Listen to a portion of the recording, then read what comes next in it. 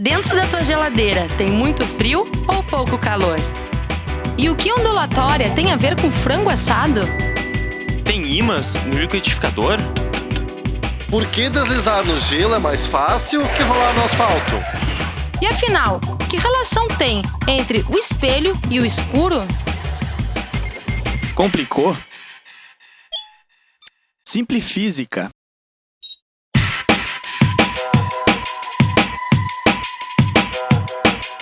Nesta edição do Simplifísica, o professor do Instituto de Física da URGS, Magno Machado, vai falar sobre a vida e o legado de Nikola Tesla, um importante cientista e inventor nas áreas da engenharia mecânica e da eletrotécnica.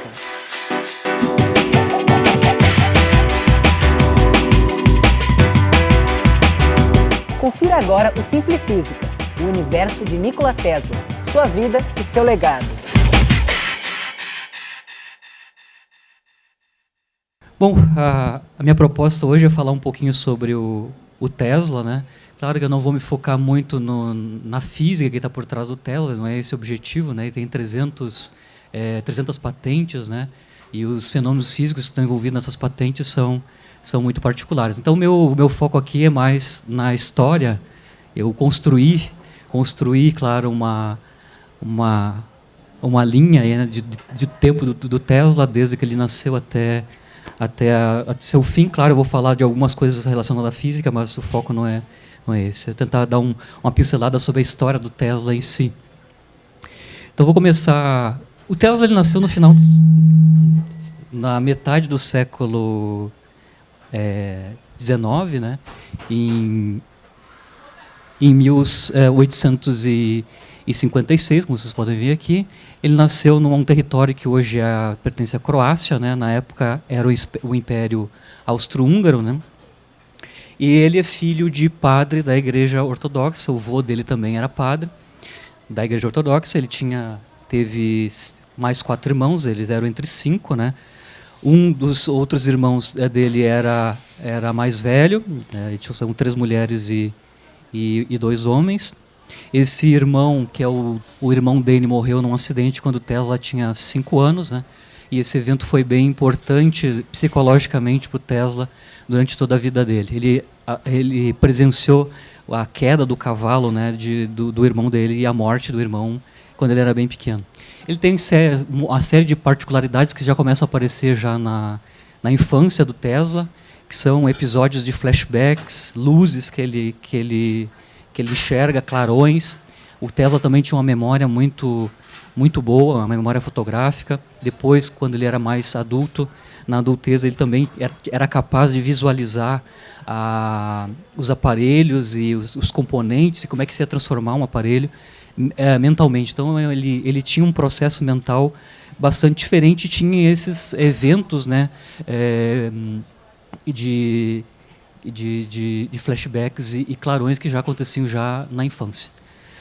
Bom, a família não é pobre, ele tem os pais têm uma certa esclarecimento, né? Então o Tesla vai fazer o básico, ele começa na escola fundamental, faz a escola fundamental, depois em 1862 ele vai para a escola secundária, que é essa escola de Karlovac. Lá ele completa, era para ser 4 anos, ele fez em 3, então ele foi muito bem na escola secundária, né? E depois aconteceu, depois que ele terminou o ensino médio, ele voltou para casa e como a família dele, tanto o pai quanto o avô, eram padres, o natural seria que ele fosse para a carreira de religiosa, né? Ser um religioso. Mas ele não queria isso e ele convenceu, né, o pai dele na verdade é uma promessa do pai dele, porque quando ele voltou do ensino médio, ele ficou 1 ano acamado porque ele teve cólera, tá? E o pai dele fez uma promessa que se ele se restabelecesse, o Tesla ia fazer engenharia, que é o que o Tesla gostaria de fazer. Isso aconteceu, o Tesla ficou melhor depois dessa doença e ele foi fazer engenharia elétrica no Politécnico Austríaco em Graz. Isso em 1875, por aí. Ele começou a fazer a engenharia, ele foi muito bem no primeiro ano, ele conseguiu passar nos exames, nas provas, tudo bem. No primeiro ano aconteceu tudo bem. No segundo ano ele ficou viciado em jogo. Tá? Então ele se viciou em jogo, ele começou a fazer jogo de dados, jogo de carta. E o que aconteceu é que ele torrava todo o dinheiro que mandavam para ele, porque ele estava fora de casa, ele já está em outro lugar, está em Graz, né? Está na Áustria. E ele começou a torrar o dinheiro e também ir mal. Ele não ia aparecer mais nas aulas, não se preparava para as provas. E sei que no segundo e no terceiro ano da faculdade de engenharia lá em Graz, você sabe o que acontece, não estudou, levou o pau. E aí ele estava numa situação complicada. Ele gastou o dinheiro e não se formou, né? Mais perto. E não se formou. E não estava indo bem nas provas. E aí, o que aconteceu? Quando chegou, depois de 3 anos, ele sumiu. Tá? Ele sumiu porque ele não queria enfrentar a família dele para dizer o que aconteceu, que ele estava gazeando, jogando e perdendo dinheiro.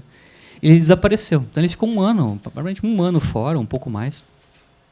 E até que o pai dele foi resgatar, descobriu onde ele estava e foi pedir por favor que ele voltasse para casa. Aí ele voltou, né? E aí que está escrito que ele rompe com a família. O rompimento com a família tem esse efeito de não ter que se explicar o que aconteceu nesse tempo da primeira faculdade dele, né? Bom, depois ele volta e depois ele vai para Maribor, né, onde ele ficou lá um tempo, né, onde é a Eslovênia, ficou escondido lá, ele voltou para casa. Quando ele volta para casa, logo depois, em 1879, o pai dele falece. Tá? E aí os tios do Tesla juntam um certo dinheiro para tentar colocar ele de volta nos eixos, né, e encaminhar para uma faculdade. Tá? E ele foi fazer, então, curso na Universidade de Carolina, agora em Praga, né, por volta de 1880. Isso é um ano depois que o pai dele faleceu. Os tios deles assumiram o pagamento de ele estudar lá. O problema é que, como ele não sabia a língua e também não tinha feito cursos que eram previstos a ser feitos nessa universidade em Praga, ele não conseguiu avançar muito nas disciplinas. E acabou que, em algum momento, ele desistiu. Ele ficou até a metade do curso e desistiu. Ele não conseguia fazer as provas, ele tinha cadeiras que eram obrigatórias, né, ele não conseguiu fazer. Então, em 1880, ele se muda para Budapeste para trabalhar. Ele vai trabalhar na Companhia Nacional de Telefones. A princípio, ele trabalhou um ano, de 80 a 81, na parte da telegrafia, enquanto estava sendo construída realmente a companhia de telefone. Depois que foi construída a companhia telefônica mesmo, ele começou quando começaram as transmissões de telefone em Budapeste, né, ele começou a trabalhar como eletricista-chefe nessa companhia em 81. Depois ele virou engenheiro telefônico, né, o primeiro engenheiro telefônico do país. Então ele tem uma formação. A formação básica do Tesla é da engenharia eletrônica, né? Ele tinha um conhecimento formal acadêmico sobre engenharia elétrica, eletricidade e a ciência que está por trás, né? E se final dos 80, já em 82 ele vai para Paris, tá? Ele trabalha em vários lugares, Paris, Lyon e também acho que Estrasburgo, né? E aqui é que ele vai estar conectado com as empresas do Thomas Edison, né? Então ele vai trabalhar na Continental Edison Company, que é um braço europeu das empresas do Edison, tá? Ele trabalhou lá, então o trabalho dele em Paris, no final dos anos 80, era trabalhar nos design e melhoria dos equipamentos elétricos nessa empresa subsidiária do Edison lá na França, certo? Aqui tem algumas fotos que vocês conseguem acompanhar o que está acontecendo. E aí ele se muda para os Estados Unidos em 84, né, onde ele vai trabalhar diretamente com o Thomas Edison nos laboratórios, no Edison Works em Nova York. Tá? Então, o que é o trabalho dele lá? Ele começou com trabalhos mais simples, né, trabalho basicamente na parte de elétrica, né? E depois ele foi trabalhar em solução de problemas técnicos que apareciam. Então, o Edison dava trabalhos de melhorias do sistema e tudo mais. Em algum momento, aí, em 84, por aí, 85, o Edison propôs que ele redesenhasse completamente os geradores de corrente direta ou corrente contínua da companhia do Edison, no ano 85. Tá? Aqui é que vai acontecer a separação, a briga do Tesla com o Edison. Tá? Porque nesse momento em que ele propõe que o Tesla fizesse toda a melhoria do sistema de gerador de corrente contínua, que era o que existia na época fortemente, o Edison prometeu que ia dar, como pagamento desse trabalho, $50 mil da época. Tá? multiplica por 25, isso dá mais ou menos quanto é em dólares atuais o valor. Na época era 50, era muito dinheiro. Era muito dinheiro. Então, 50 mil multiplicado por 25, tá? É uma ordem, 1.300.000 dólares atuais. Tá? Isso é muito dinheiro mesmo para o Edison, que tinha uma empresa grande já nessa época. Bom, ele fez, entregou e foi cobrar depois, né? Depois que ele fez o trabalho, foi cobrar o Edison. Bom, agora eu quero receber os meus 50 mil dólares que tu prometesse, não sei o quê. Aí o Edison disse, não, acho que tu não entendeu, era uma brincadeira. Ele falou pro Tesla que ele não tinha entendido o humor americano. E o Tesla ficou, né, muito ressentido com ele. E disse, não vai me pagar, mas e o meu salário? Aí o Edison resolveu duplicar o salário do Tesla. Passou de 10 para 28 dólares, que era o salário semanal dele. Duplicou, mas não era... E aí eles quebraram os pratos e aí o Tesla pediu demissão da companhia. Essa é a origem da briga original do Tesla com o Edison. Tá? Esse problema do não pagamento da... Bom, aí a vida dele foi dura, né? Ele teve que arrumar emprego em outros lugares, ele chegou a trabalhar em serviço braçal, cavando vala. Tá? Mas em algum momento, em 1887, ele conseguiu parcerias, né? É um advogado e um cara que trabalhava numa empresa grande. Eles abriram uma empresa com o Tesla, certo? Esses caras, esse Brown e o Peck, eles eram acostumados a abrir empresas de inovação, certo? E conseguir dinheiro com isso. Tá? Então eles abriram essa empresa em 87, que é a Tesla Electric Company. Antes disso, Tesla teve outra companhia pequena, durou pouco, os caras expulsaram ele e ele ficou sem um tostão. Mas aqui eles conseguiram abrir essa empresa vai durar bastante tempo, tá? Repartindo 1/3 da renda para esses dois caras, 1/3 para o Tesla, certo? E o outro 1/3 que sobrava eles reinvestiam na empresa. Nesse momento aqui, em 1887, o Tesla já estava trabalhando tanto no motor de corrente alternada quanto no sistema de distribuição. Então, nesse meio tempo, ele já tinha a ideia e começando a estruturar as patentes para o motor trifásico, né, um motor de corrente alternada, e também os processos de transmissão em corrente alternada. Em algum momento aqui, em 87, 88, o Tesla conseguiu fazer uma palestra para o Instituto de Engenheiros Elétricos Americanos. Tá? E lá ele demonstrou o aparelho, o motor elétrico, e também o sistema de transmissão.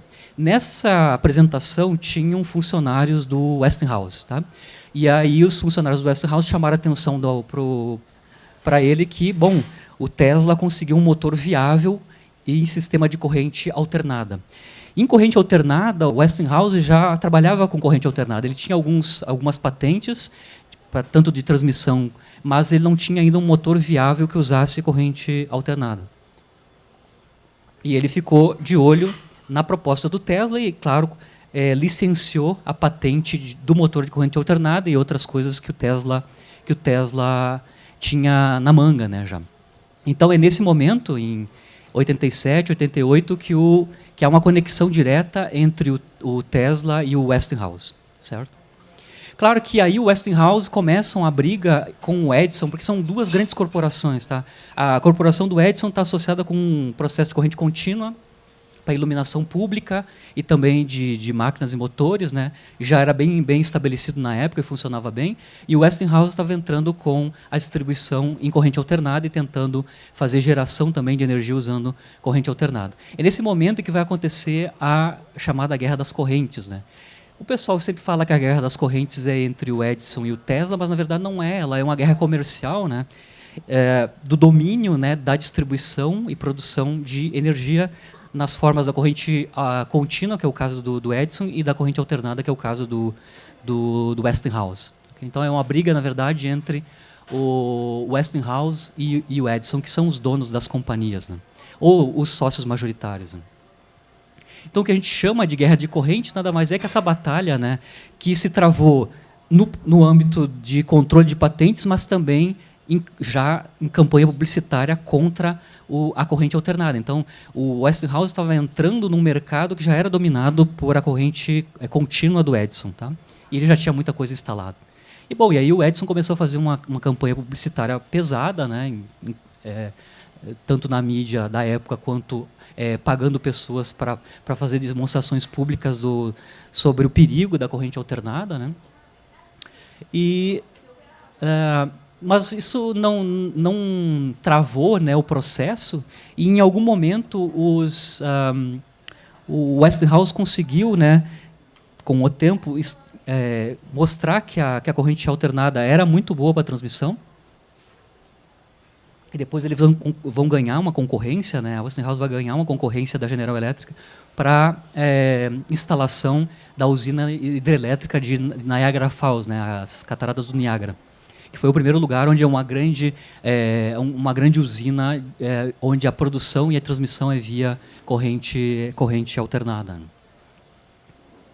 Como eu estava falando para vocês aqui, o Westinghouse, então, ele detinha a licença para o uso das várias patentes que o Tesla tinha sobre o uso de corrente alternada, tanto produção quanto distribuição, e o motor viável de corrente alternada. Tá? Só que um resuminho, aqui tem algumas equações só para me guiar, né? Qual é que é o problema, os prós e os contras de cada uma dessas tipos de distribuição de corrente, ou, né, corrente contínua, corrente alternada. Bom, na época que o Tesla estava brigando lá com o Edison, o sistema usual, massivo de distribuição de energia era via corrente contínua. Tá? Vou só tentar mostrar aqui qual é que é a problemática. Tem alguns problemas, tá? Um é o problema da grossura do cabo, tá?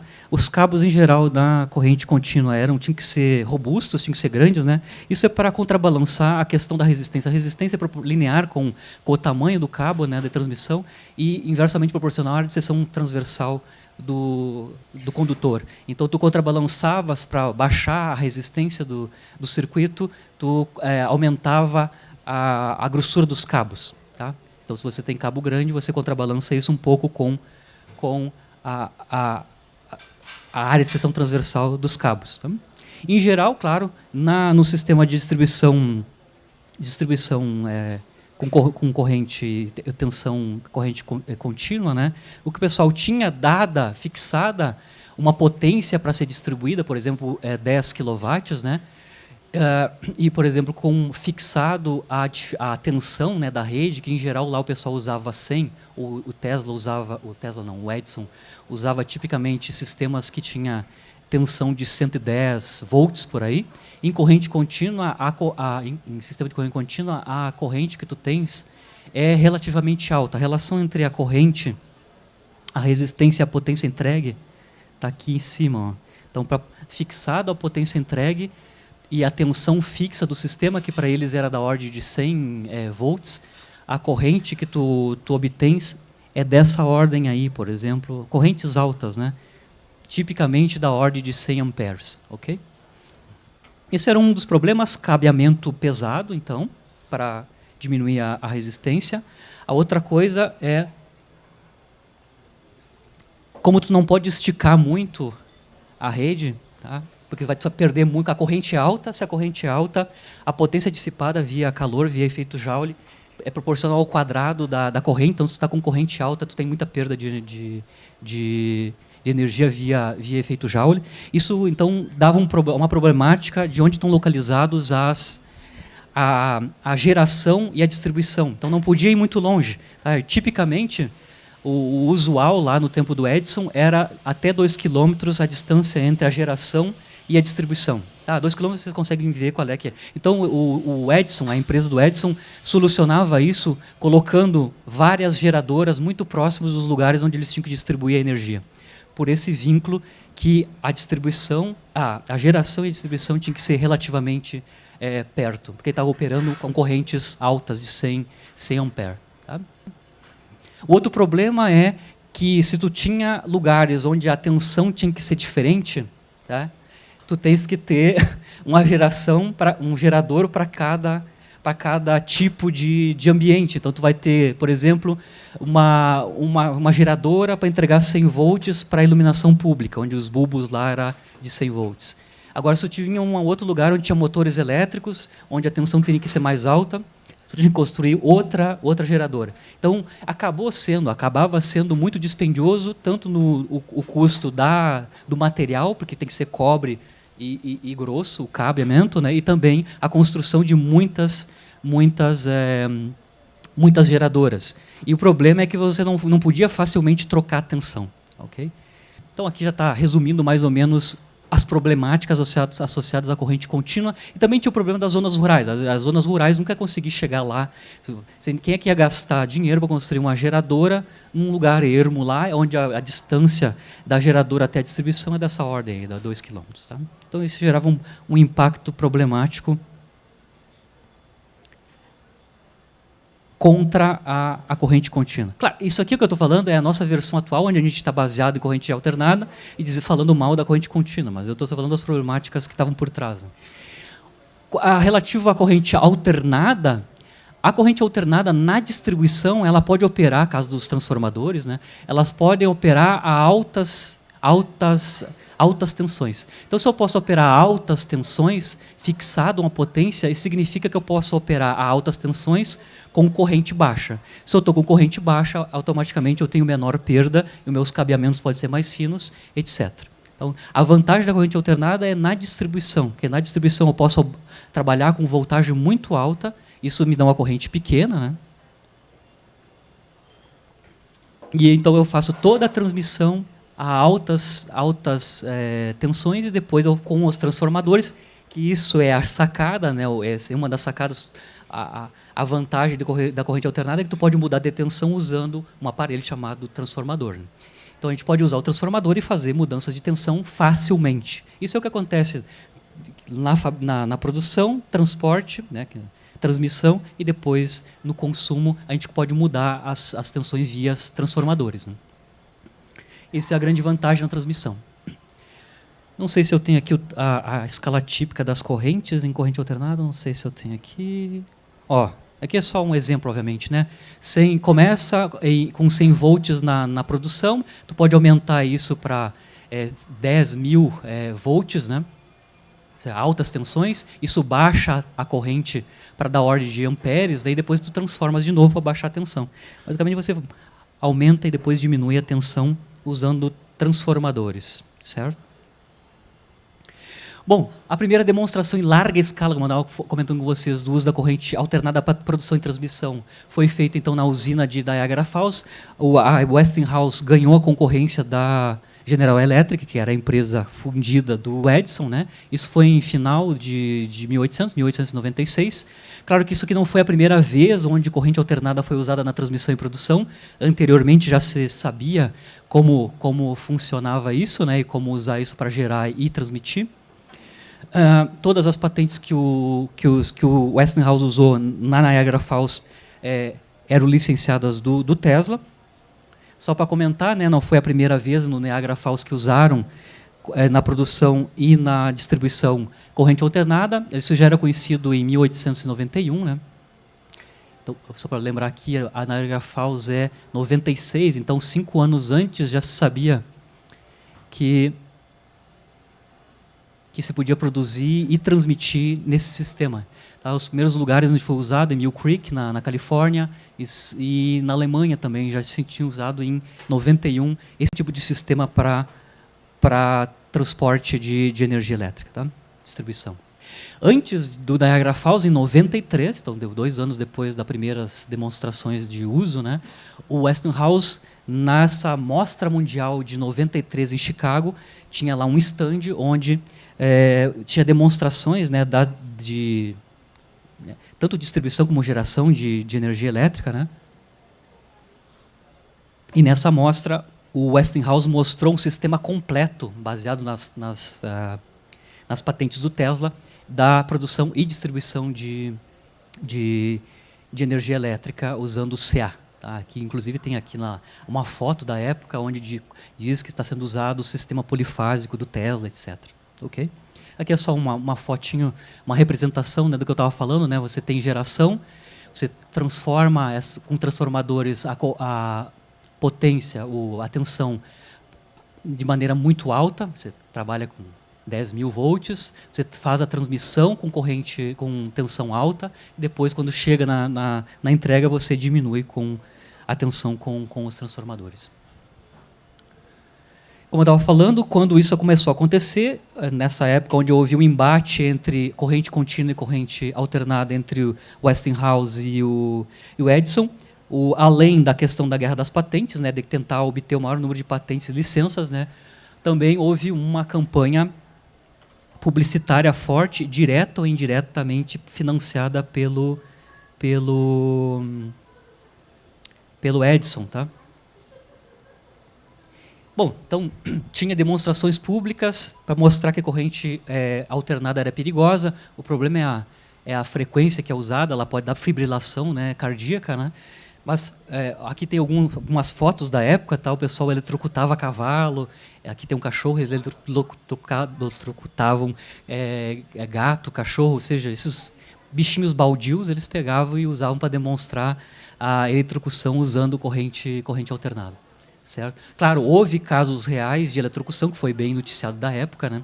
Mas eles faziam demonstrações públicas para mostrar para o povo que era perigoso usar o sistema de corrente alternada.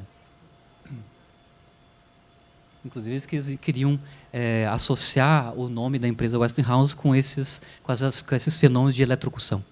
Tem casos famosos, mas isso é já no final da Guerra das Correntes, onde o Edison já tinha perdido, tá? Isso já é no 1900, por aí, o final início dos 1900, final dos 1800. Que tem os casos famosos, né, que um cara financiado, para que até tenho a prova que o cara foi financiado, porque ele mesmo disse que quem financiou ele foi o Edison, né? Que é o Harold Brown, né? Então, o Harold Brown foi o cara que bolou a cadeira elétrica. Então, é o uso da corrente alternada para a eletrocução de seres humanos, né? Tá, aí esse é o Harold Brown. E foi pedido, né? Foi construído para o estado de Nova York, né? E usava o sistema de corrente alternada. O primeiro cara que sofreu esse sistema de eletrocução por corrente alternada foi esse senhor aqui, o William Kemmler, que era um cara que estava no corredor da morte, né? Aqui tem uma representação, não sei se é uma foto da época, não, acho que isso aqui é uma foto posterior de outra pessoa, mas não deu certo, tá? Ele não faleceu no primeiro choque, eles tiveram que dar vários choques, né, em sequência, tá? Acho que só na terceira ou quarta vez ele realmente conseguiu falecer. O problema é que até ele falecer, ele ficou muito, muito danificado, a pele dele. Bom, você lê lá a história, ficou terrível o negócio, como o cara ficou antes de falecer realmente, né? Outro caso que ficou bem famoso isso aqui foi filmado nos primeiros vídeos, que vocês botarem o nome da elefanta lá, nos primeiros vídeos feitos, né? Porque o Tesla também o Edison ele está também associado com os primeiros aparelhos de filmagem, a questão de cinema, né? Bom, telefone com ele, telégrafo, etc. Mas ele também trabalhou com a questão de filmes, né? Então, em 1902, isso aqui já é finalzinho já da Guerra das Correntes, a gente tinha perdido, né? Tem essa eletrocução dessa elefanta, né? Que é um bicho grande, né? Também via uso de corrente alternada. Como é que aconteceu o fim da disputa? Na verdade, o Edison perdeu, né? Claramente. O sistema de CA se confirmou como o meio mais barato e eficiente para distribuição e geração de energia, né? Aqui só tem uma historinha do que aconteceu com os dois, né? Tanto com o Westinghouse quanto com o Edison, e o que aconteceu com as empresas deles, né? Então, aqui com a perda, né, do monopólio ou do grande número de distribuição em corrente contínua, o Edison começou a ter prejuízos com as empresas deles. Algumas das empresas deles já dispunham, né, material, distribuição já em corrente alternada. Então, ele perde, em algum momento, um controle acionário, porque ele vai fazendo fusões, né, com outras empresas. Então, ele perde o mando. E, nessa fusão, o resultado dessa primeira fusão das empresas do Edison, onde ele perde o controle acionário, vira a Edison General Electric, ainda com o nome do Edison como sócio não majoritário. Depois, uma das subsidiárias do Edison, que foi onde o Tesla trabalhou, né, a Edison Machine Works, começa a desenvolver equipamentos, né, justamente em corrente alternada. Então ele perdeu, inclusive, dentro da sua própria empresa. Depois houve uma nova fusão, isso em final dos 90, dos 1890, né, 92. No final da nova fusão, ela se fundou com essa outra empresa, que é a Thornton Halston, né, e virou o que a gente chama hoje, que é a que está aí até hoje, a General Electric. Então, a General Electric é um esqueleto das empresas fundidas do Edison, certo? Quando já na forma da General Electric, a General Electric, dessa forma, ela já entrou naquela disputa do Niagara Falls. O Westinghouse ganhou a licitação sobre a General Electric, já estava fundida em 1896. E depois a General Electric começou a fazer então uma guerra de patentes, de compra de patentes, detenção de royalties, né? E isso custou muito caro para o Westinghouse, e aí ele começou a ter problemas de custo, né? Em algum momento ele chegou quase a concordar e pediu para o Tesla aliviar a questão da licença, porque lembra que o Westinghouse licenciou várias patentes do Tesla para usar no sistema de distribuição e geração de corrente alternada. Tá? Em algum momento, o Tesla abre mão de receber a licença, eles pagam um valor fixo, acho que é $200 mil da época, e não se fala mais nisso, não recebe depois continuamente as licenças. Então, em 1907, o Tesla abriu mão das licenças. Ele ganhou um valor lá fixo e abriu mão das licenças. Tá? Depois eu vou falar um pouquinho mais da relação do Westinghouse, ou da empresa Westinghouse, com o Tesla no final da vida dele. Tá? O Tesla só conseguiu se sustentar no final da vida dele por salário fixo e hotel pago pela Westinghouse. Isso a partir dos anos 34. Tá? Bom, depois de 1891, claro, o Tesla já tinha dinheiro, porque ele tinha já as licenças, né? Tinha uma empresa no nome dele que continuava funcionando, que é aquela Tesla Electric Company, com os 3 caras lá, que é a que recebia as licenças, né? Bom, aí ele começou a viajar, ele fez várias conferências na Europa, nos Estados Unidos, Paris e depois na Inglaterra. Tá? Então, tem fotos clássicas aí do Tesla fazendo as demonstrações, né, de corrente alternada e também de transmissão wireless de energia. Né? Eu não vou entrar em muitos detalhes, porque eu quero falar, estou quase já na metade do meu tempo, fala o resto. Tá? Ele virou cidadão americano, claro, ele era Império Austro-Húngaro, então a princípio acho que o passaporte dele é austríaco, mas em 1891 ele virou cidadão americano. Então quando ele se consagrou na América, ele virou americano, então ele tem dupla nacionalidade a princípio. Ele falava várias línguas, claro, ele nasceu num lugar que é multilingüe, né, que é ex-Iugoslávia, né?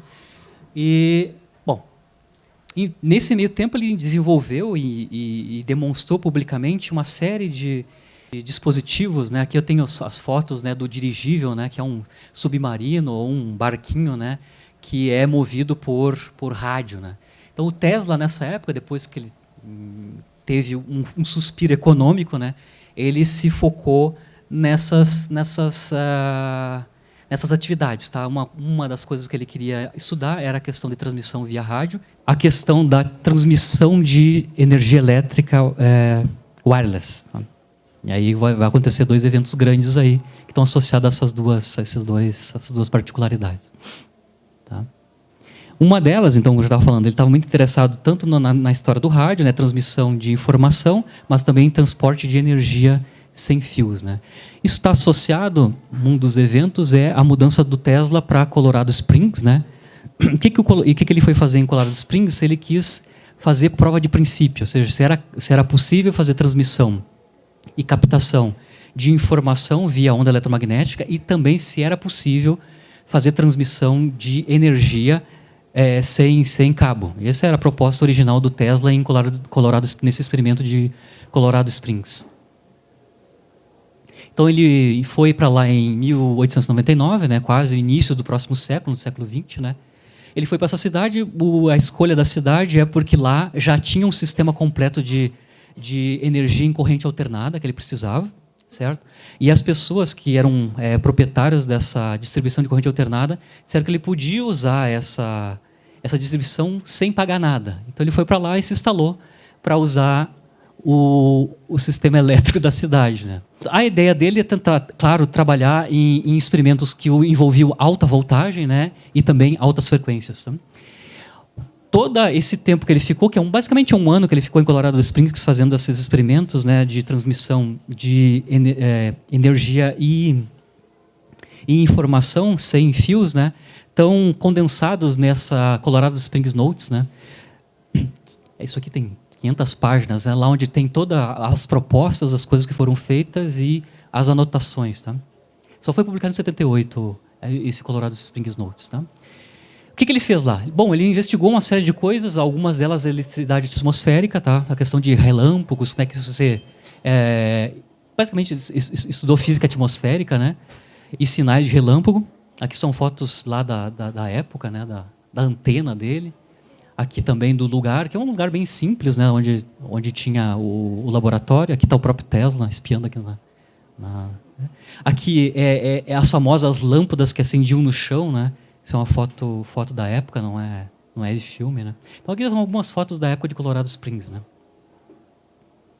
Aqui já não, aqui já é fake, isso aqui já é daquele filme, o Prestige, aqui, né? Um grande truque que aqui no Brasil, que é o filme sobre os mágicos, né? Nesse filme dos mágicos, que é o Prestige, uma parte do filme se passa lá em Colorado Springs, onde vivia o Tesla. O Tesla foi interpretado nesse filme pelo David Bowie, né? Mas então aqui são cenas do filme, ali estão as verdadeiras e aqui são as do filme, né? Mas a princípio ele queria estudar física atmosférica e testar princípio, né, da produção e transmissão de energia e sinais via rádio. Ele chegou a produzir raios artificialmente, né, usando, depois eu vou falar, na verdade ele usou uma enorme bobina Tesla para fazer esses raios, né, com descargas que consistiam de milhões de volts, né, e tinham um tamanho grande, essas faíscas, elas tinham um tamanho de 42 metros. Tá? O trovão desses raios artificiais foi ouvido longe, tipo 24 quilômetros de distância em outra cidade. Tá? Aconteceu um monte de coisas, claro, atípicas, na verdade, na cidade, né, as pessoas tinham faíscas no chão, né, cavalo que recebia um choque nas ferraduras, né? Borboleta eletrificada. Então aconteceu um monte de coisa porque ele estava testando esse enorme... Ele construiu uma gigantesca bobina Tesla, tá? A alta voltagem, tá? Acho que é 12 milhões de volts, uma coisa assim. E ele conseguiu, então, faiscar, né? Construir raios artificiais, né? Fazer raios artificiais usando essa enorme bobina Tesla, tá? Um desses experimentos causou, claro, um blackout na cidade, estourou, queimou a central. Tá? O pessoal não gostou muito da visita dele na cidade. Tá? Mas o foco do Tesla, basicamente, era esses três pilares aqui. Tá? Ele estava tentando estudar como é que era a transmissão de grande potência, ele usou um enorme de uma bobina Tesla, né, para altas tensões. Ele queria estudar meios de transmissão de energia, né? Basicamente induzida por mudança de campo magnético variável no tempo, né? E também leis de propagação de corrente através da atmosfera e da Terra, que essas são as ideias principais do Tesla quando ele vai propor um sistema mundial de transmissão de energia wireless. Ele estava tentando usar isso por ionosfera ou por transporte via terrestre. Tá? O que ele conseguiu fazer, na verdade, além de tentar mostrar o princípio de algumas dessas coisas, mas ele gastou mais da metade do tempo pesquisando os transmissores. Tá? Um pouco a questão dos receptores, né? E uma parte muito pequena medindo a capacidade da antena vertical. Certo? O que ele construiu nesse Colorado Springs? Ele construiu o que ele mesmo chamou de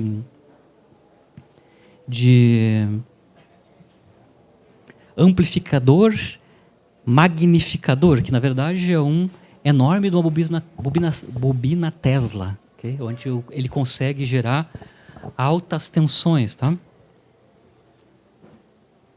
Aqui é só o que é uma bobina Tesla, né? Uma bobina Tesla, aqui tem um esquema bem grosseiro do que é, né? Mas basicamente dá para enxergar aqui o esquema do que é uma bobina Tesla. Dá para ver que, não dá dessa maneira que está aqui, mas são dois circuitos RLC acoplados. Tá? basicamente. Você tem um primário, né? Você tem um primário, você tem um circuito capacitor indutor, você tem um centelhador aqui que vai fechar essa corrente, e vai fechar o circuito e vai descarregar o capacitor. No descarregamento do capacitor, você gera um pulso de corrente, né, com variação temporal muito alta aqui, e você vai induzir corrente em outro circuito LC ou RLC próximo, né, que é você tem a bobina que aparece mais, né, que é mais visível, é o secundário da bobina Tesla, né? Só para dar a ordem de grandeza do tamanho e quais as voltagens que ele conseguiu de tensão, né? Ele conseguiu então produzir descargas elétricas com aquele tamanho, quase 40 metros, né, com eletrodos, né? E a voltagem que ele conseguiu na bobina Tesla gigante dele foi de 12 milhões de volts. Então você consegue obter altas tensões aqui nesse segundo circuito por indução, tá? Basicamente você consegue, com baixa tensão no primário aqui, conseguir uma alta tensão no secundário, só, claro, calibrando a indutância nos dois circuitos. Bom, ele provou alguns princípios aí no experimento de Colorado Springs, né? Principalmente a questão da transmissão a curtas distâncias e também a capacidade de gerar raios artificiais, né? E também os fenômenos atmosféricos. Ele deixou Colorado Springs, não ficou um ano lá, tá? Em janeiro de 1900, ele chegou em 1899 e saiu já no início do outro ano, tá? E depois o laboratório, claro, foi demolido porque já estava devendo, né?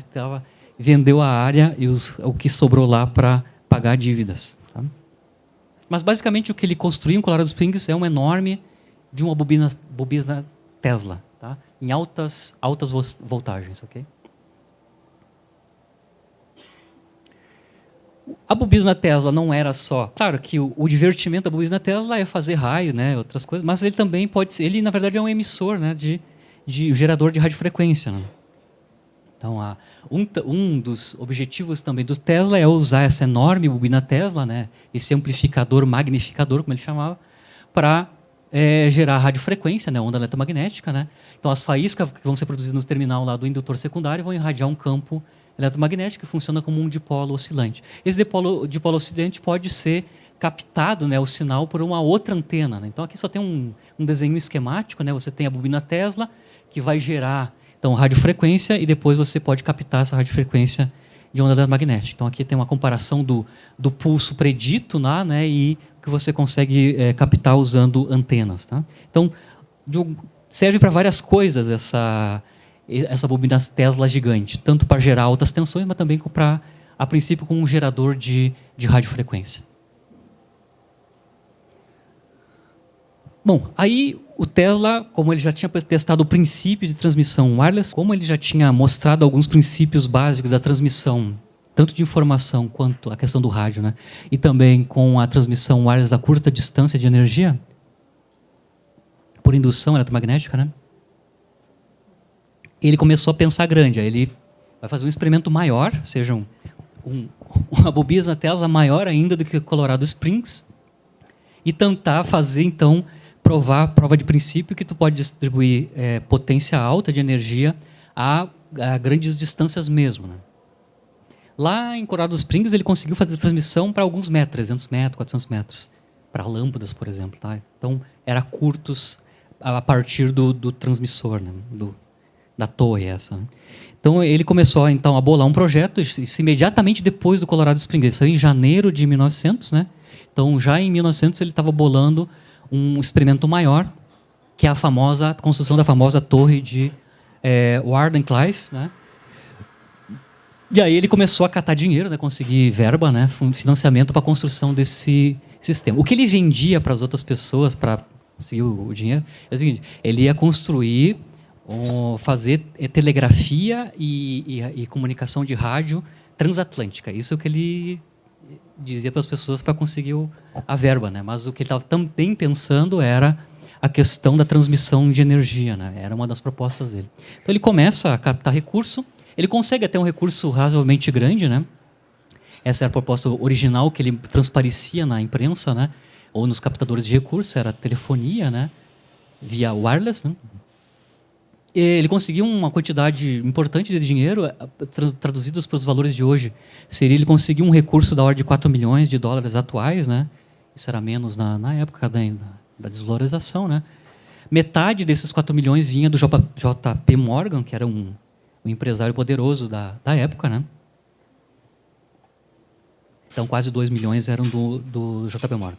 E era para quem o Tesla recursivamente pedia dinheiro para dar andamento no projeto. Ele começou a instalar essa torre, né? A princípio ela estava projetada, ele chegou a construir a torre, tinha quase 60 metros de altura, e foi construída em Long Island, lá em Nova York. Né? Mas só que aí, 1900, início de 1900, aconteceu muitos problemas econômicos. Um é com o próprio JP Morgan, houve uma crise financeira em 1921, tá?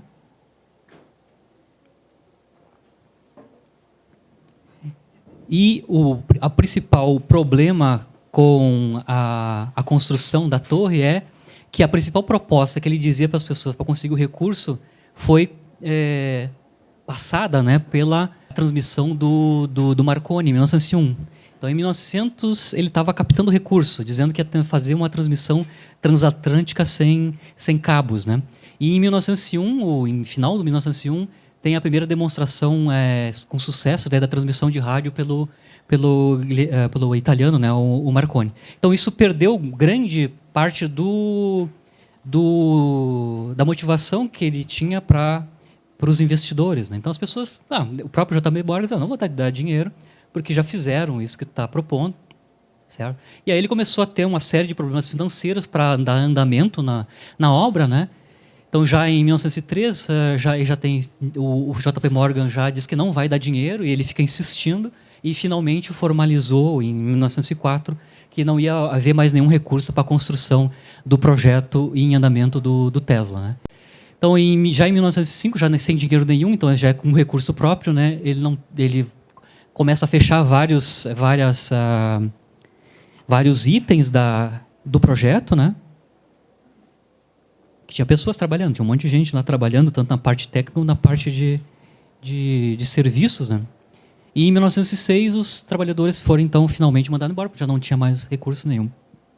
Então, esse projeto do Tesla, onde ele queria demonstrar a produção e transmissão de energia a grandes distâncias, ele estava pensando ser transatlântico o negócio, né? Não funcionou, ele não andou, ele não conseguiu, só construiu a torre e não conseguiu fazer as provas de princípio dos eventos que ele queria gerar. Né? Então, só para finalizar a questão da torre, então já em 1911, isso já é na primeira década do século XX, né? Ela ficou já deteriorada, que tem as fotos que ela vai se despencando, né? Que já é abandonada. E aí, finalmente, o Tesla vende. Na verdade, ele não vende, ele dá essa torre, tudo que está lá e o terreno, né, para pagar as dívidas do hotel que ele vivia na época, que é o Waldorf Astoria. Ele devia essa quantia atual, aí, quase meio milhão de dólares atuais, 500 mil dólares. Tá? Então, ele entregou a torre, todo o material e o lugar onde estava. Claro, ele tirou a parte, né, os projetos dele, mas a parte física ficou lá. E foi dada, claro, para pagamento de dívida do hotel. E ela foi finalmente demolida em 17 para ser ocupada, né, para a expansão imobiliária. Então ele teve que entregar o lugar para pagamento de dívidas. Aqui estou passando muito rápido as fotos, né? Aqui é uma foto real da época, né, onde o Tesla faz merchandising nos jornais para procurar investidores. Tá? Aqui está a foto do JP Morgan, aqui já está uma foto já com a torre já se despencando, isso é depois de 1911. Então o Tesla não conseguiu fazer a demonstração de princípio que ele estava querendo, né? Que era mostrar que a transmissão wireless de informação era possível e também, o mais importante, a transmissão de energia, né? Em grandes distâncias. Basicamente, o que ele queria mostrar com esses experimentos eram duas coisas que daria para... Ele pensava, né, essas são as ideias do Tesla, né? Ele pensava que dava para transmitir energia a longas distâncias, né, no globo, né, usando basicamente dois princípios. Um, ele queria usar a ionosfera. Eu não vou dar os detalhes porque eu não sou engenheiro elétrico, tá? Então, só estou pensando as ideias do Tesla. Se isso é factível ou não, eu não tenho capacidade de dizer se sim ou não. Tá? Mas, a princípio, o que o Tesla queria fazer uma delas era a transmissão de energia a grandes distâncias usando a ionosfera. Tá? Então, de alguma maneira, ele gerava a corrente de alta frequência usando a ionosfera para transporte da energia.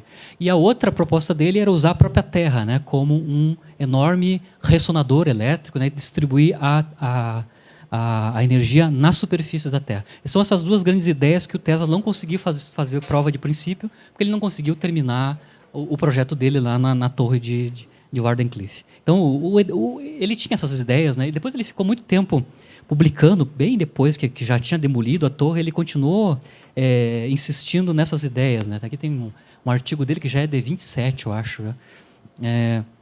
Insistindo que era possível construir aparelhos que faziam transmissão usando as ideias dele, né, de energia elétrica a distâncias enormes. Inclusive, ele tinha uma ideia, né, que a Terra tinha uma frequência de ressonância típica, que tu podia fazer ressonar e transmitir, ressonar com a Terra e transmitir via ressonância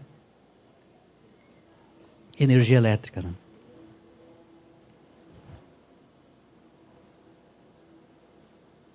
Claro que a ideia do Tesla não é louca. Ele já mostrou o princípio para curtas distâncias usando indução magnética, né? Usando bobina Tesla. A ideia da bobina Tesla, né? Ela não é louca. É louca, claro, a transmissão em nível mundial, mas de curtas distâncias já existe. Tá? Os princípios são os mesmos de alguns que ele já usou. Então, aqui tem um resumo bem rápido. Eu tenho fotos aqui de coisas que usam transmissão de energia elétrica a curtas distâncias aqui, claro, né? Que é carregamento de aparelho celular e máquinas fotográficas. Aqui tem um massageador, escova de dente elétrica para curtas distâncias, metros, 1 metro. Da ordem de 1 metro você consegue transmitir energia via indução. Você tem um primário, né? É a mesma ideia da bobina Tesla. Você tem um primário onde você tem um campo magnético variável no tempo, né? Isso vai induzir corrente, né? Uma força eletromotriz em outro circuito que está distante. Certo? E aí você, claro, como vai ser alternado, você retifica isso e torna a corrente contínua. Mas isso já existe. Para curtas distâncias, a ideia de transmitir energia a curtas distâncias já é uma realidade desde os anos 90. Tá? Já existe aí. Aqui só tem um resumo das técnicas, né, que são usadas. Basicamente acho que são 6 tecnologias de transmitir energia, né? A maior parte delas, claro, são de curto alcance, né? As de grande alcance envolvem onda eletromagnética, né? As de grande alcance é usando micro-ondas e ondas de luz. Mas o que a gente tem aqui no comércio, que já está acontecendo, são sempre de curto alcance, usando essas técnicas aqui, né? O acoplamento indutivo, o acoplamento indutivo ressonante, o acoplamento capacitivo, usando capacitores, né? E o acoplamento magnetodinâmico. Basicamente, essas coisas já funcionam. Tá? O problema é em grande escala, ou seja, em distâncias muito grandes. Para distâncias muito grandes, a aposta é em micro-ondas, né? Mas aí, o preço que você paga usando esses processos de emissão de longa distância é a questão da direcionabilidade, né? Você tem que direcionar a tua onda para o teu receptor, exatamente. Né? No sistema que é usado aqui de curta distância, você não precisa ter, né? Está espraiado e aí você capta no raio de alcance. Longo alcance necessariamente implica direção, né? Tem que ter uma direção muito bem definida para entregar a onda. Só para finalizar, estou no finalzinho já do meu seminário, né? Comentários sobre a vida pessoal do Tesla, né? Bom, quando demoliram lá a torre de Wardenclyffe, né? Ele entrou em depressão. Então, e também ele começou a ter uma série de problemas financeiros, como eu estava falando para vocês. Isso aí, em meio dos 1911, demoliram a torre, né? Certo? O Tesla ele viveu muito tempo, ele viveu 86 anos. É atípico, inclusive, para pessoas dessa época. Ele nasceu no metade do século XIX, né? Então ele durou muito tempo inesperadamente, ele durou quase 90 anos. Tá? Então ele tinha série de peculiaridades pessoais, né? Aqui eu estou saindo um pouco da física, indo para o lado pessoal do Tesla para ir finalizando, né? Ele tem, claro, como eu falei lá no início, ele tem aqueles episódios dele, né? Que são os clarões. Ele tem flashbacks, se ele vê coisas do passado, né? Claramente para ele. Claro, isso dá a entender que ele tem um processo cognitivo que não é das pessoas normais, tá? Então, ele tinha uma memória fotográfica muito grande. Então o pessoal acha que ele tinha transtorno, ele tinha toque. Na verdade, ele tinha várias manias e toques, tá? Também. Foi celibatário, ele nunca casou, ele sempre se manteve solteiro, não tinha pouquíssimo contato com mulheres, né? Com affairs, né? Justamente também porque essa peculiaridade dele dos toques e as particularidades pessoais dele. Ele é um cara muito focado no trabalho, né? Desenvolver os projetos e focar no trabalho. Ele trabalhava muito tempo, né? Muito tempo. Ele dormia poucas horas. Então, é um cara focado em trabalho. É um workaholic, né? Então, não tinha tempo para fazer o resto, né? Ele tinha um monte de fobias, né? Ele tinha a fixação por número 3, tá? Então, ele fazia tudo com múltiplos de 3. Tinha horror a joalherias, inclusive brinco. Ele tinha um surto se alguém aparecesse com um brinco na frente dele. Tem os casos famosos de ele surtar a casa de joalherias, né? Mais quando ele ficou mais velhinho, mais idoso, onde ele vivia só na casa dele, no hotel, né? Ele ficou obcecado por pombos. Ele alimentava pombos. Todo dia ele ia dar, né, comida para os pombos. E aí ele começou a ter uma relação próxima com os pombos. Tem, inclusive, até uma fotinho aqui da pomba preferida do Tesla. Aqui, ele tinha um contato muito... Era quase um contato espiritual com essa pomba aí. Tá?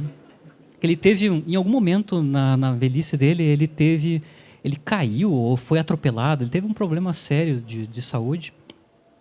E ele teve, como ele teve que ficar preso no quarto, né? O único contato com seres vivos que ele tinha a princípio era com os pombos, esses que visitavam ele, né? Ele deixou de ir para dar comida para os pombos. Essa pomba aí aparecia lá, certo? Diz que no final da vida ele virou vegetariano, só tomava suco e mais algumas coisas, né? Ele era, claro, na sua vida assim pública, ele era que ele chama de showman, né? Ele era um cara muito alinhado, supostamente, um cara que estava sempre no estica, e quando ele fazia as palestras deles, ele fazia na forma de show, né? Um cara muito eloquente, né? Ele foi muito próximo do Mark Twain, tá? Esse é um escritor famoso americano da época do Tesla, né? Esse cara frequentava durante anos os laboratórios do Tesla. Eles sempre tiveram uma amizade próxima. Ele teve poucos amigos do Tesla, claro, pelas peculiaridades dele, né? Outra coisa interessante do Tesla é que ele quase nunca teve casa para morar. Ele viveu em hotéis, tá? Então ele viveu a vida dele toda morando em laboratório ou vivendo em hotéis. Quando ele estava naquela torre de Wondercliff, né? Wondercliff, ele deu o material da torre e o local para pagar a dívida do hotel que ele vivia, que era o Waldorf Astoria, que é um hotel razoavelmente de luxo, né? Então ele já devia lá 400 mil dólares da época. Só comentando a questão dos hotéis, né? A partir de 34, tá? Lembra que o Tesla ele abriu mão das licenças do Westinghouse em 1907, tá? Então ele ganhou aquele dinheiro na mão e depois ele ficou sem aquela grana dos royalties do motor e do uso da geração. Então ele se virou com as outras patentes que ele tinha, que ele conseguia receber, algum pagamento de prolabor, etc. Mas em 34 a situação dele, a financeira dele era tão complicada que a Westinghouse assumiu o pagamento de salário vitalício para o Tesla, que é pouco, né? Era 125 dólares da época. Hoje é da ordem de 3 mil dólares atuais.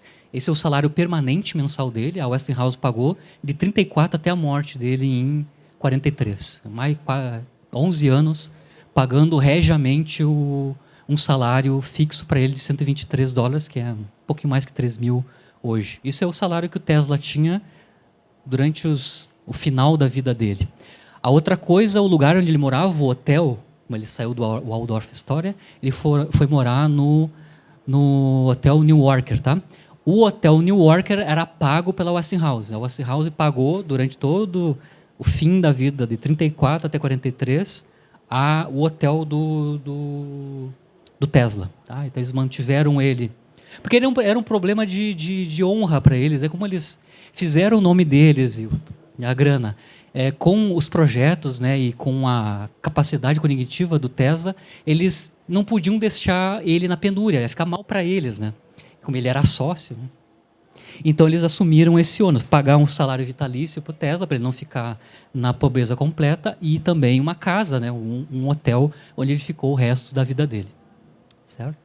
Bom, legados e honrarias, N honrarias que o Tesla tem, né? Ele é muito famoso aqui nas mídias, lá associado com as teorias da conspiração, né, que eu vou falar daqui a pouco, mas ele tem honrarias, né? O campo magnético, né? E nos anos 60, o Sistema Internacional de Unidades designou a unidade do Sistema Internacional para campo magnético de Tesla, né? Tem o prêmio Tesla, Nikola Tesla, do Instituto de Engenheiros Elétricos, né? E tem vários outros objetos, né, astronômicos que são associados com o nome do Tesla. Né? Tem uma cratera na Lua que tem o nome Tesla, tem um asteroide. Esse aqui ele não gostaria, porque eu acho que isso aqui é múltiplo de 13, esse aqui. Eu acho que não ia gostar. Não ia gostar, ele era ficcionado número 13. Os últimos anos, como eu estava falando para vocês, desde 34 ele morava nesse hotel, né, o New Yorker, que era pago pela Westinghouse, com um salário fixo.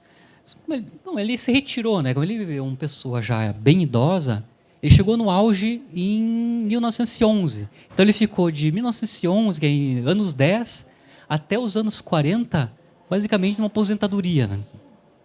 Trabalhando, claro, nos projetos dele, mas mais low profile, né? Então ele faleceu em janeiro de 43, né? Bem idoso, já com 86 anos. Já fazia mais de 11 anos que ele morava nesse hotel aí, né? Aqui tem as fotos do velório do Tesla, são fotos reais isso daqui. Né? Então, como eu estava falando para vocês, aparentemente ele tinha problema financeiro, então ele estava vivendo no final da vida dele, nos últimos 10 anos, com esse salário fixo da Westinghouse e também com o hotel sendo pago pela companhia. Né? No velório do Tesla apareceram 2.000 pessoas, foi quem atendeu a essa cerimônia na catedral em Nova York. Tá? Bom, depois que o Tesla morreu, ele ficou um pouco no esquecimento, nos anos 40, 50, mas o personagem Tesla reviveu lá para os anos 90, final dos 80, ele começou a aparecer de novo. Tá? Só para dar os detalhes do final da vida, quando ele faleceu, tá? em 43, a princípio ele não era estrangeiro, ele era naturalizado americano. Tá? Mas logo que ele faleceu e ele foi cremado e as cinzas dele estavam em Nova York, o quarto dele e outros lugares onde ele mantinha os projetos físicos foram lacrados e foram retirados do hotel e ficaram guardados muito tempo. Então tem um inventário do que tinha no hotel, no quarto dele, minuciosamente, o que tinha de papel, o que tinha de material. Não vou entrar em todos os detalhes, tem uma história muito grande do que tinha nos espólios do Tesla. Né? Então ficou bastante tempo guardado esse material. Como ele não tinha herdeiros diretos em Nova York, ele era solteiro. Né? Só em 52, aqui eu não escrevi, mas só em 52, quase 10 anos depois da morte dele, né? 9 anos depois da morte dele, por pressão do sobrinho dele, né? Não vou lembrar o nome do sobrinho dele. Sava... alguma coisa. Tá? Por pressão do sobrinho dele, eles conseguiram reaver o espólio depois de 9 anos. Então, esse espólio, em 52, foi transportado. Era 8 containers, ou 80 containers. 80 containers foram transportados de Nova York, em 52, para Belgrado, tá? Onde viviam os parentes do Tesla, principalmente esse sobrinho do Tesla. E lá em Belgrado, a partir de 52, 54, foi construído o Museu Tesla. Então, o Museu Tesla está em Belgrado, não em Nova York. Tá? Lá em Belgrado está todo o espólio que foi guardado, essas 80 caixas, né, 80 containers, foram colocados à disposição nesse Museu Tesla. Lá no Museu Tesla, depois, em 56, foi transportado as cinzas do Tesla. está dentro desse globo aqui. Tá, as cinzas do Tesla estão lá também em Belgrado. Se quer ver os cinzas do Tesla, tem que ir lá em Belgrado para ver no Museu de Tesla os restos mortais farelos, né, do Tesla da época. Né? Como eu estava falando para vocês, houve um reavivamento da memória do Tesla nos últimos 20 anos, aí, né? Bastante associado com as teorias da conspiração, né? Que estão conectados, claro, com aqueles eventos do Colorado Springs e da Torre. Porque como ele queria fazer transmissão wireless de energia a longas distâncias e também a transmissão de informação, duas coisas aparecem. A conexão de Tesla com UFOs, porque o Tesla captava sinais, né? Sinais de onda eletromagnética externa, lá em Colorado Springs. Tá? Ele falou isso, captei sinal, etc.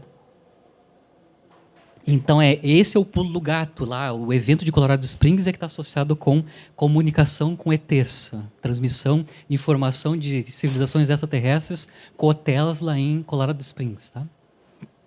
A outra é a questão da derrubada e não deixarem fazer a torre de Warner Cliff, né?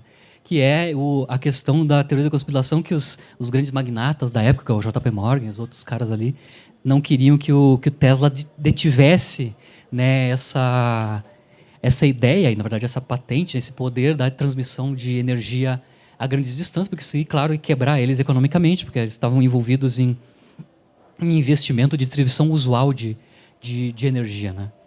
Eu acho que eu vou encerrar por aqui. Eu tentei dar um resumo do que foi a vida dos Tesla, claro, focando as partes mais famosas, que é o Colorado Springs e a Torre, né? E o que ele fez nesse meio tempo. Eu acho que eu vou encerrar por aqui. Obrigado.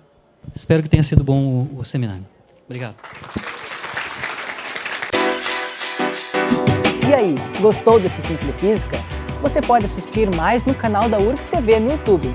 É só acessar youtube.com/urgstv e escolher o vídeo que você quiser. Até mais!